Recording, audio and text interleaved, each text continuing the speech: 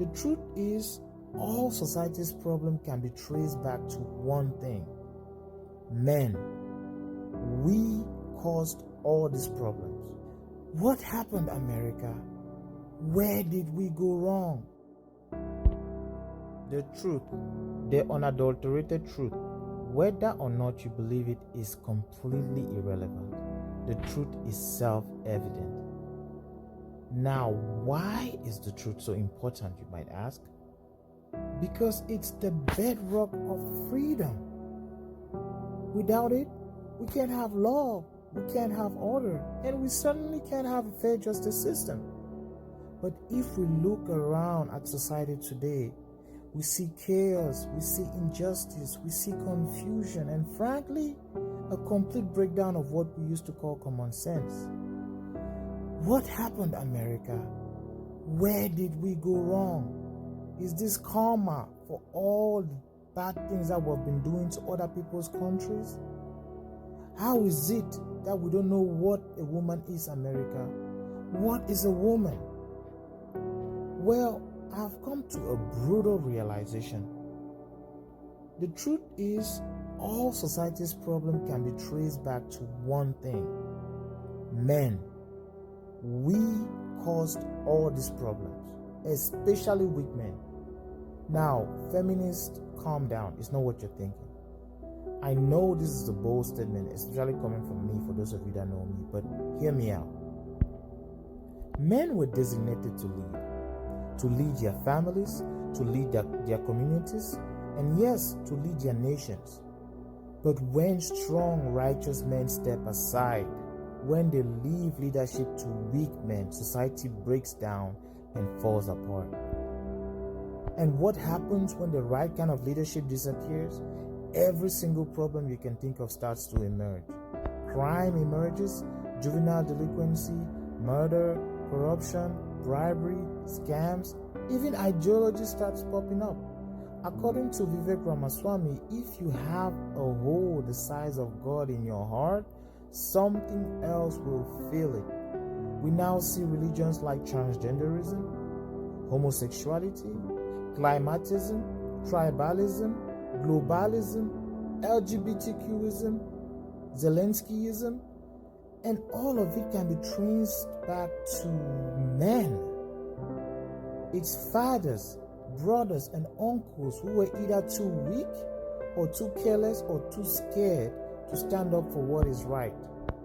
Most scholars agree that children from fatherless households, especially boys but girls too, tend to end up in jail, are most likely to end up in jail, not to graduate high school, or to be in financial trouble in their adult life. Now, don't get me wrong, these problems are more than individual failures, but they are very much individual failures at the same time. They are also a result of an active elimination of God from our society with the help of the mainstream media.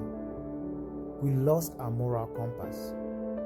And when that happens, weak, greedy, and untalented men take over. The pursuit of the greater good is replaced with the pursuit of endless revenues and profits from lies and war. Do you remember the WMDs, which was a lie that drove us into the Iraq War? Or the lies about COVID-19 more recently? Those men who have no grounding in truth actively create the problem, while the rest of us passively and tacitly supported the creation of that problem. So it's all of us, it's all the men. And here we are today. There's division, there's tribalism of all types, there's war, there's violence, and there's all the isms under the sun, under the rainbow flag, and everything else we're experiencing today. But there's a solution, and it starts with men stepping up. Not just any men, good, strong, righteous men. Men like Congressman Thomas Massey. Massey is an example of someone who understands what it means to lead with integrity and truth. He is literally famous for being righteous and doing the righteous thing for his constituents, period, for his people, for the people that voted for him. But most of you have never heard about him. Because why would the mainstream media push or portray him as a role model? That defies the purpose, right? At best, they ignore you, like in the case of Thomas Massey, or at worst, they will do to you what they are doing to the Tate brothers, or even Donald Trump. They'll come after you hard, while at the same time praising people like Dwayne Wade because he's turning his stepson into a girl. In all of our faces, it's happening in real time, and we are right here watching it and letting it happen. See, Massey is not playing the dirty political games we see others engage in. He stands for what is right, even when it's hard. And that's the kind of man this country needs more of. This is the kind of leader we need. And there's a lot more Thomas Masseys around, but the problem is that they are not stepping up to the plate. He himself said the problem is that most people in Congress want to be liked by their Washington, D.C. peers.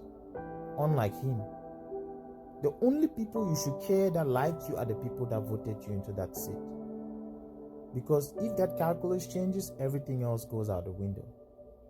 So unlike him, he stays grounded in truth and only represents the people. No other interest is above the interest of the people.